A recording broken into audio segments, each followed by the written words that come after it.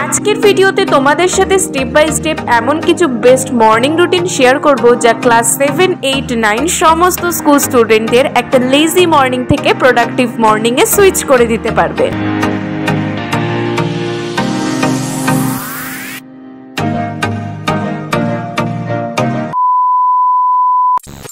So hey everyone, Radhe Radhe সবাইকে। তো finally চলে এসেছে তোমাদের মতন কিছু কিউট সাবস্ক্রাইবারদের দ্বারা সাজেস্ট করা ভিডিও। দিদি কিছু ক্লাস 6 এর স্টাডি রুটিন দাও, দিদি কিছু ক্লাস 8 এর স্টাডি রুটিন দাও। তো ফাইনালি আমি 2-3টে সমস্ত ক্লাসের স্টুডেন্টদের জন্যই একটা বেস্ট মর্নিং রুটিন নিয়ে চলে এসেছি।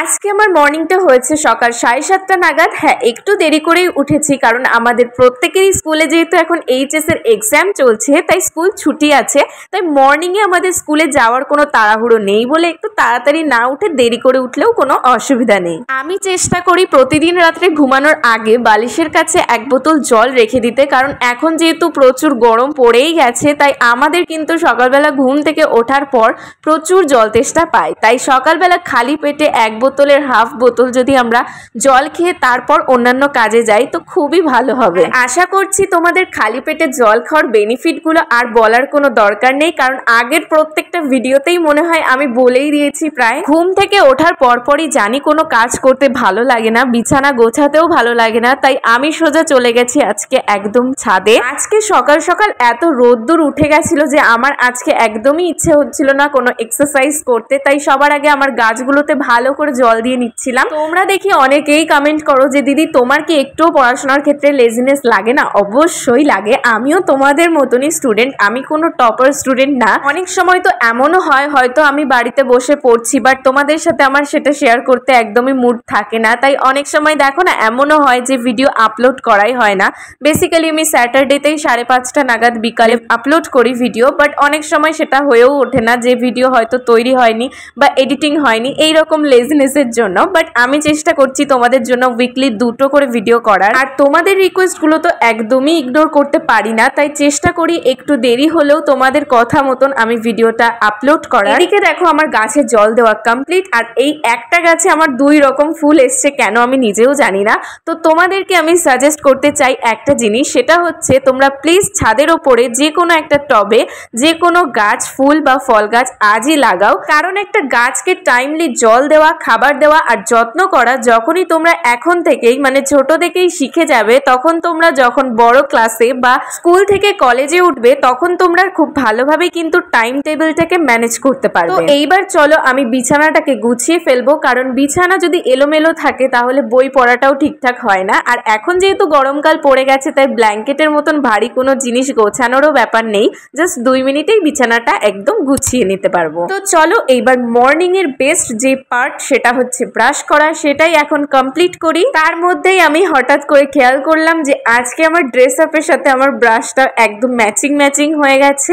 এরপর আমি ঠান্ডা জল দিয়ে ভালো করে মুখটাকে ধুয়ে আসলাম, কারণ এখন আমি ইউজ করব ফেস ওয়াশ। আমি ইউজ করছি এখন ভিটামিন সি গার্নিয়ারের একটা ফেস ওয়াশ। এই গরমের মধ্যে তো ঘুম থেকে ওঠার পর এখনই স্কিনটা আমার অয়েলি হয়ে গেছে, আর স্কিন অয়েলি থাকলে কিন্তু ডালও লাগে, তাই আমি এখনই ফেস ওয়াশটা ইউজ করছি। তোমরা তোমাদের ইচ্ছে মতন ফেস ওয়াশ ইউজ করতে পারো যাতে স্কিনটা অনেক হাইড্রেটেড লাগে আর রিফ্রেশ লাগে। এরপর আমি ইউজ করছি Lakme pitch milk moisturiser cream. তোমরা যারা টিনেজাররা আছো এই বেসিক কিছু ছোটখাটো স্কিন কেয়ার করতেই পারো যাতে এখন থেকেই তোমাদের মুখে কোনো দাগ বা ব্রণর সমস্যা না হয়। শুধুমাত্র এই কয়েকটা স্কিন কেয়ার বাইরে থেকে করলেই কিন্তু আমাদের সমস্ত প্রবলেম দূর হবে না, তার জন্য ভেতর থেকেও কেয়ার করাটা জরুরি। তাই 1 বোতল জল নিয়ে আমি রুমে চলে এসেছি। আর বইয়ের টেবিলের অবস্থা দেখে তো আমার মাথায় হাত। অ্যাকচুয়ালি আগের দিন রাতে আমি একটু কাজ করছিলাম, শুট করছিলাম ভিডিও, তো আমার বইয়ের টেবিলের অবস্থা এরকমই হয়ে গেছে। তো চলো বইয়ের টেবিলটা একদম প্রপারলি গুছিয়ে নিই।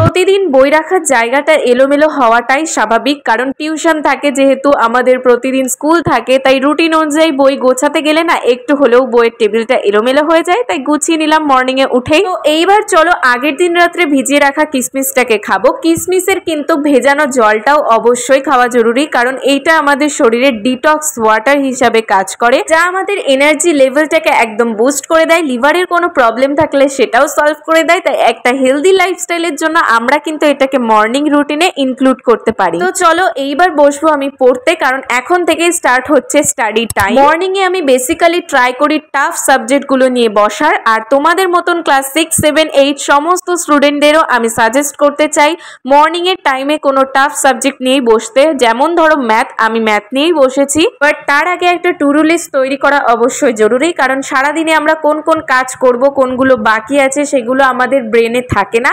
তাই একটা খাতায় যদি আমরা লিখে রেখে দিতে পারি তাহলে আমাদের প্রত্যেকটা কাজ স্টেপ বাই স্টেপ একদম প্রপারলি হয়ে যায়। মর্নিং এর টাইমটা একদমই বেস্ট টাইম বলতে পারো, তাই এই টাইমটাকে একদম সময় নষ্ট না করাটাই ভালো, কারণ সকালের শুরুটা তোমরা যেইভাবে করবে, যেইভাবে তোমরা নিজেদেরকে প্রিপেয়ার করবে, পুরো দিনটাই কিন্তু সেই রকমই যাবে। মর্নিং এর টাইমে আমরা যেটাই আমরা পড়ি না কেন সেটা খুব ভালো করে মাইন্ডে সেট হয়ে যায়, আর অনেক দিন পর্যন্ত মনে থাকে, ভুলে যাওয়ার সম্ভাবনা একদমই কম থাকে। আমি এখন বসেছি ম্যাথের বোর্ড অ্যান্ড স্ট্রিম এই চ্যাপ্টারটা নিয়ে। ম্যাথের কোনো নতুন চ্যাপ্টার নিয়ে বসার আগে কিন্তু সেই চ্যাপ্টারের রুলস বা নিয়মগুলো সবার আগে জেনে তারপর কোয়েশ্চেনের দিকে এগোতে হবে। আর হ্যাঁ, কোয়েশ্চেনগুলো কিন্তু বারবার করে পড়ে নিতে হবে, আগে কোয়েশ্চেনটাকে বুঝে নিতে হবে, তারপর সলভ করার চেষ্টা করতে হবে। তো আজ থেকেই কিন্তু মর্নিং রুটিনে তোমরা 1.5 থেকে 2 ঘন্টা ম্যাথ প্র্যাকটিস করাটাকে আজই ইনক্লুড করে ফেলো।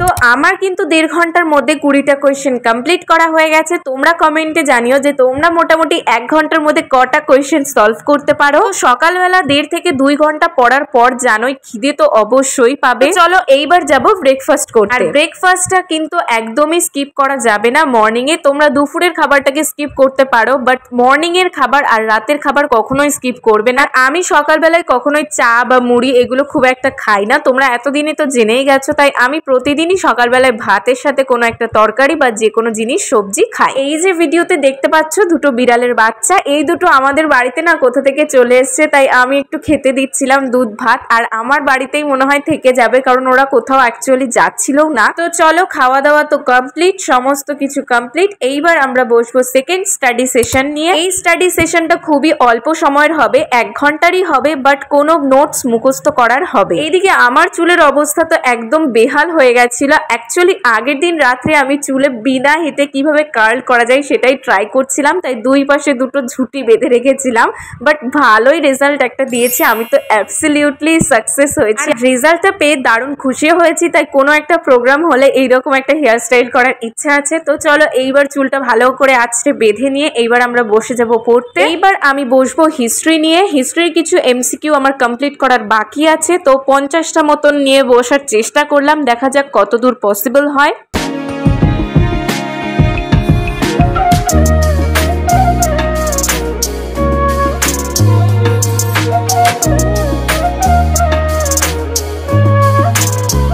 যে কোনো পড়া মুখস্থ করার পর সেটা মনে রাখার একটা দারুণ ট্রিক হচ্ছে নিজেকে নিজেই কোয়েশ্চেন করা আর অ্যান্সার করা। একজন টিচার যেমন আমাদেরকে কোয়েশ্চেন করেন তখন আমরা অ্যান্সার করি, ঠিক তেমনই পড়া মুখস্থ হয়ে গেলে বইটা বন্ধ করে নিজেকে নিজেই না দেখে কোয়েশ্চেন করতে হবে আর অ্যান্সার করতে হবে, তাহলে সেই কোয়েশ্চেন কিন্তু অনেক দিন পর্যন্ত মনে থাকে। তো চলো, আমার তো কোয়েশ্চেন কমপ্লিট হয়ে গেছে 50টা। এইবার আমি একটা ছোট্টখাটো ব্রেক নিয়ে নেব। ভিডিও শুরুর দিকেই বলেছিলাম যে মর্নিং এর টাইমটা একদম এক্সপেন্সিভ, তাই আমাদেরকে কোনোভাবেই নষ্ট করলে চলবে না। ফোন ঘাটাঘাটিতে সময় না নষ্ট করাই ভালো। তাই মর্নিং রুটিনটা যখনই কমপ্লিট হয়ে যাবে প্রপারলি, তখনই আমরা নিজেদেরকে রিওয়ার্ড হিসাবে ফোন ঘাটার টাইম বা যে কোনো কিছু কাজ করার টাইম দিতেই পারি। আমি এখন বসে বসে আইসক্রিম খাচ্ছিলাম আর টিভি দেখছিলাম, যদিও আইসক্রিমটা গলে গেছিল।